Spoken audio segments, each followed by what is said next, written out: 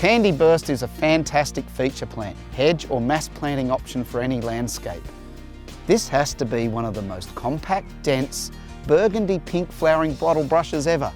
Burgundy pink? Reddish pink? You tell me what colour, it's beautiful. Candy Burst Callistemon produces masses of dark pink bottlebrush flowers in spring and occasionally in autumn.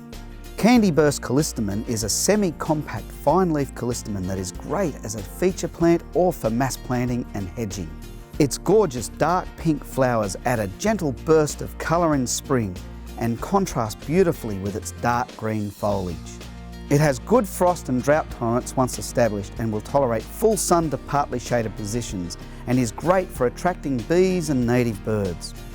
Callistemon Candy Burst requires little to no pruning to maintain a tidy form, but can be pruned yearly to encourage a denser habit. Just a little rain or wind or a little time and these flowers clean themselves. How good is that? I wish my car self-cleaned. Look at this soil. Pretty horrible, right? I know you don't use this at home, but at Ozbreed, we use this type of soil to test plants. This Candy Burst has been tested to extreme in these horrible conditions.